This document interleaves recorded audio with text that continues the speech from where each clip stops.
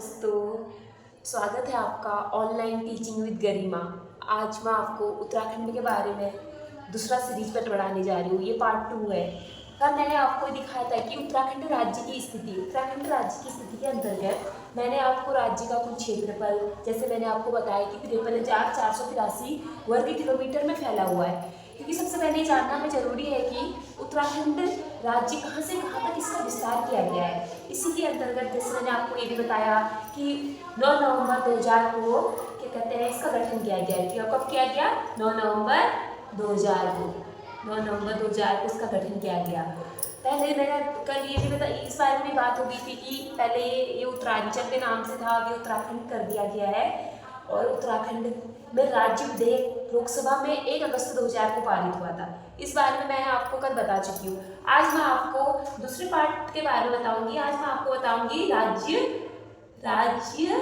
प्रतीक चिन्ह।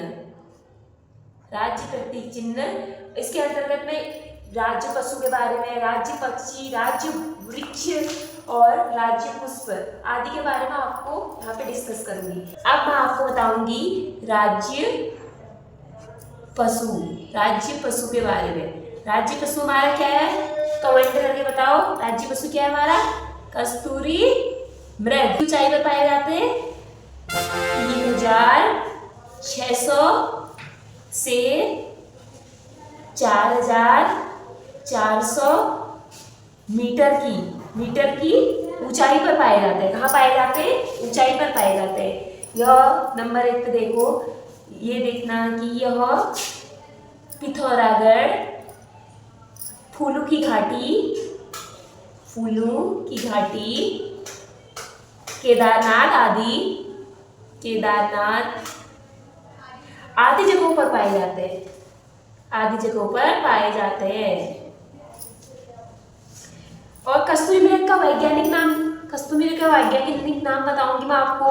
ये परीक्षाओं में अनेकों बार पूछा गया है। 2015 और 2018 और 2022 के पेपर में ये दो बार पूछा गया है प्रश्न। कितनी बार पूछा गया है? क्या वैज्ञानिक, मैं आपको इसका वैज्ञानिक नाम बताऊंगी।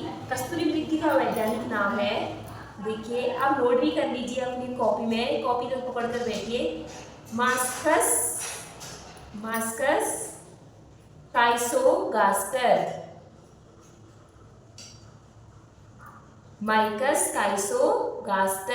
आप इसको नोट कर लीजिएगा, माइकस कास्टोगास्टर। और इसका अन्य नाम हिमालयन मस्क डियर से भी जाना जाता है। इसका रंग कथई भूरा है। कैसा है इसका रंग? कथई भूरा है। इसका रंग कैसा है? भूरा है, ठीक है।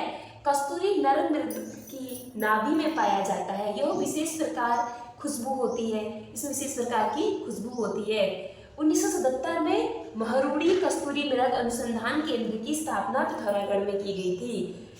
1977 में महरूड़ी कस्तूरी मृग अनुसंधान केंद्र की स्थापना पिथौरागढ़ में की गई थी। कहाँ की गई थी?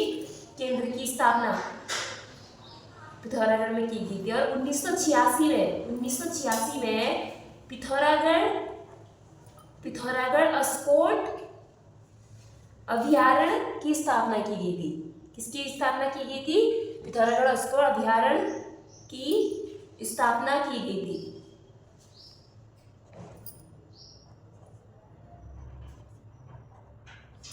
बात करेंगे आपका राज्य पक्षी के बारे में। किसके बारे में? राज्य पक्षी।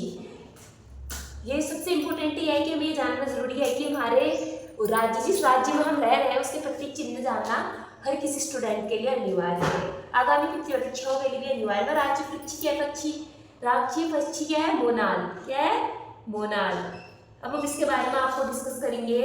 देखिए, हिमालय का मयूर के नाम से प्रसिद्ध मोनाल को राज्य पक्षी घोषित किया गया। हिमालय का मयूर के नाम से प्रसिद्ध मोनाल को राज्य पक्षी घोषित किया गया।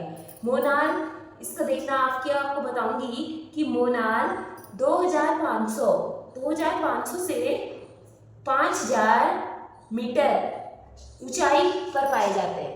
कितनी ऊंचाई पर पाए जाते हैं? ये आप देख लीजिएगा। इसका वैज्ञानिक नाम, अब देखो वैज्ञानिक नाम सबका जरूरी है ना, आगामी परीक्षा के लिए वैज्ञानिक नाम भी जरूरी है, क्योंकि कितनी बार पूछ लिया गया है। वैज्ञानिक नाम क्या है इसका? लोफोफोरस इम्पीजेनस।